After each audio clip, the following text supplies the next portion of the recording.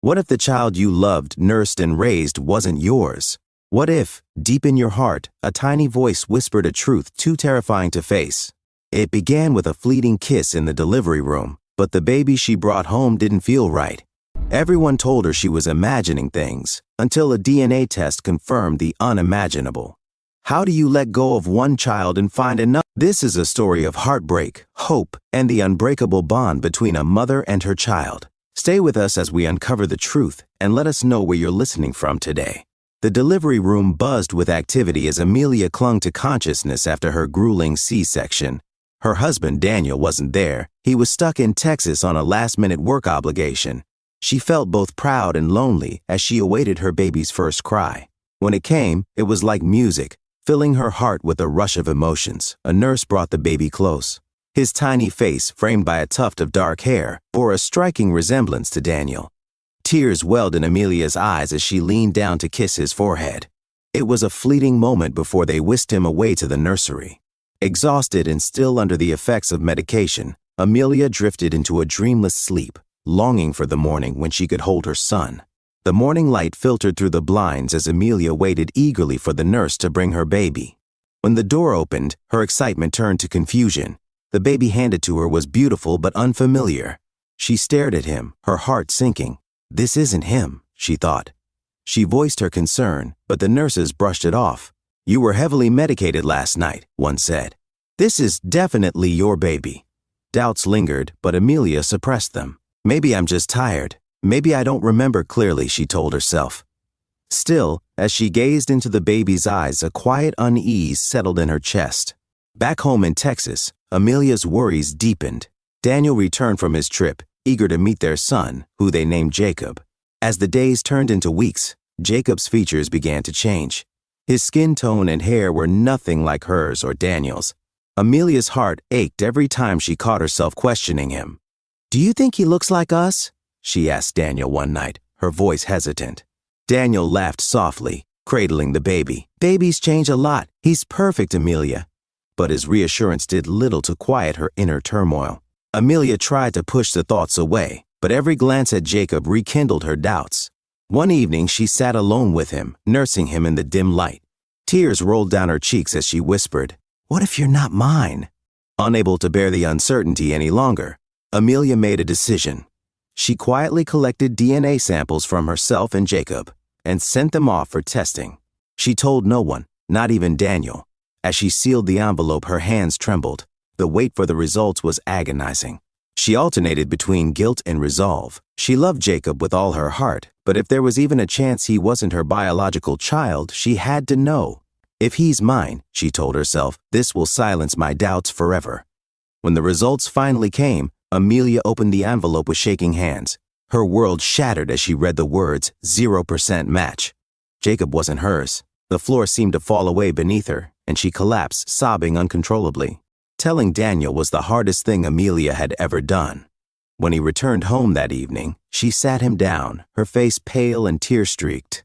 Daniel, I need to tell you something, she began, her voice trembling. As she explained, Daniel's expression shifted from confusion to shock. What do you mean he's not ours? He asked, his voice barely above a whisper. Amelia handed him the DNA results, and he read them in stunned silence. Where is our baby? He finally asked, his voice breaking. Who has him? Is he safe? The realization hit them both.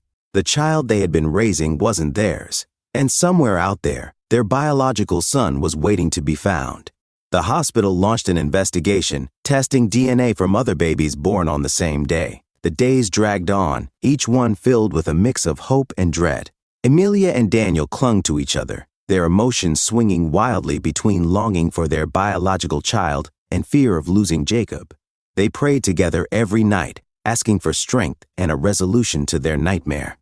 When the call finally came, Amelia nearly dropped the phone.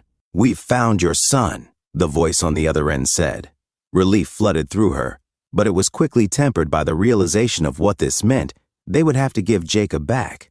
The day of the exchange was bittersweet. Amelia and Daniel met the other family in a small office at the hospital. Both couples were red-eyed and exhausted, clutching the babies they had grown to love. Amelia held Jacob close, whispering soft goodbyes and kissing his tiny hands. I'll always love you. she said, tears streaming down her face. When the other family handed over their son, Moses, it was as though the missing piece of her heart had been restored. Strangely, both babies were dressed like their fathers, a detail that brought a bittersweet smile to everyone's faces. It was a small, poetic moment in an otherwise heart-wrenching day. Bringing Moses home felt like a dream. He was everything they had imagined, bright-eyed, curious, and happy. He adjusted quickly, smiling and giggling as though he had always been with them. But the transition wasn't without its hiccups. As they unpacked that first night, Amelia realized they had no clothes for Moses. All of Jacob's belongings had gone with him. Friends and neighbors rallied, bringing gifts and clothes, filling their home with love and support. Though grateful to have Moses, Amelia and Daniel couldn't forget Jacob. They exchanged photos and stories with the other family, cherishing the connection they had shared.